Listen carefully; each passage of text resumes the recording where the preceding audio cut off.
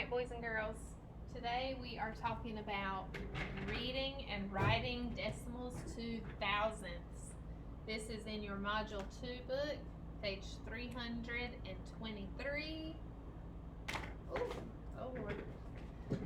And we're going to go through this together before you guys do your homework.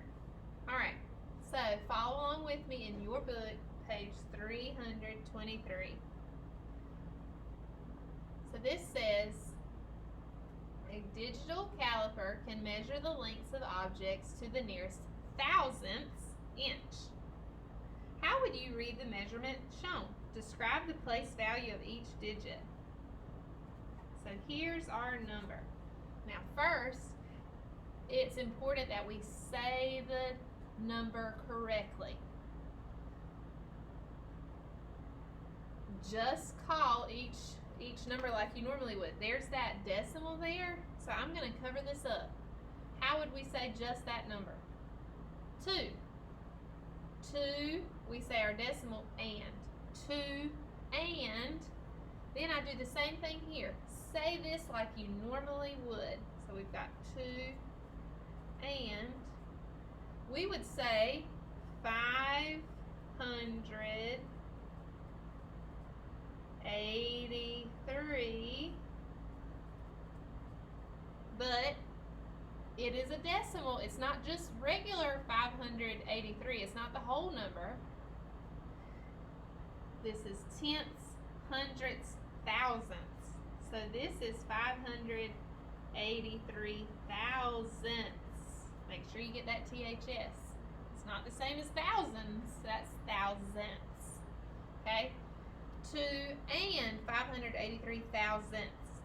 Describe the place value of each one. We'll take a different color marker here. Alright, so this 2 is in the ones place.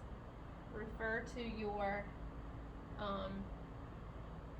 anchor chart. I have this one that I gave to you guys this week, so we can see the ones place right here, tenths, hundredths, thousandths. That's what we've got here. Tenths, hundredths, remember it's the THS, thousandths. That's how we would talk about that. And we have been practicing saying these. Alright, let's turn to the next page.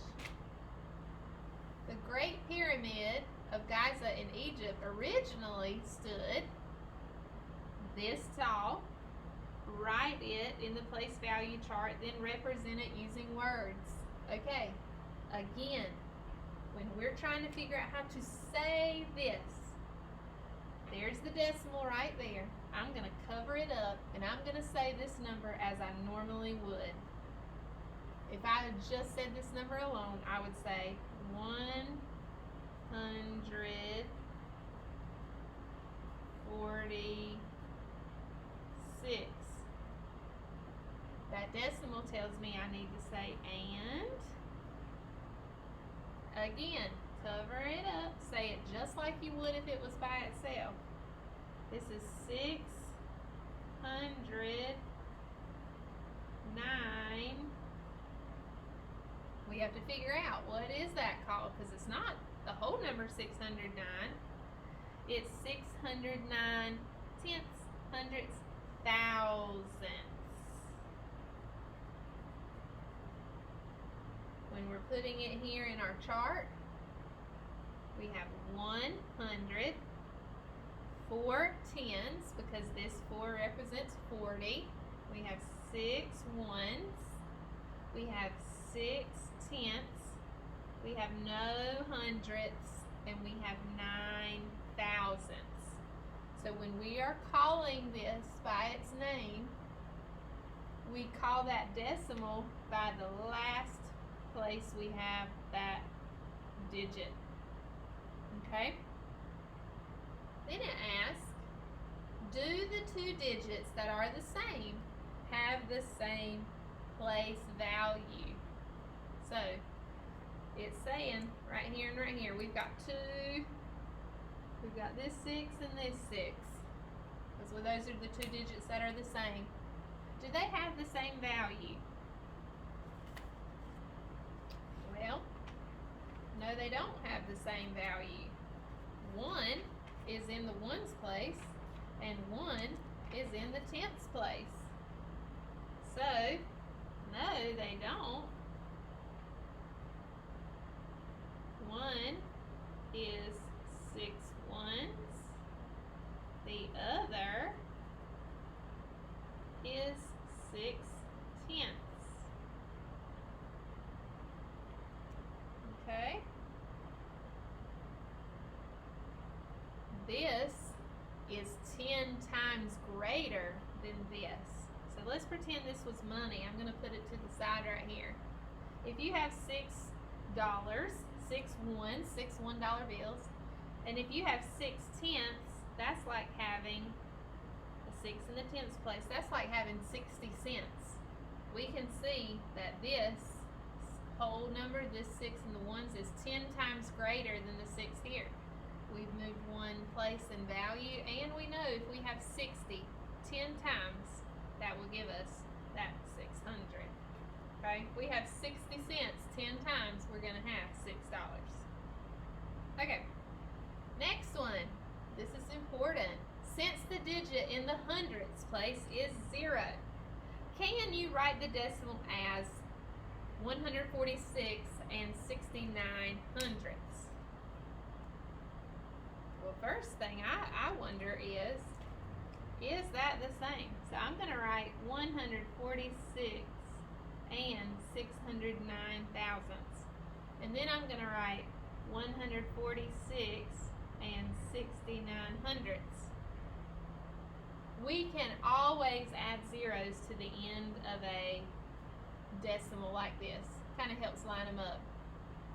These are not the same value. If I have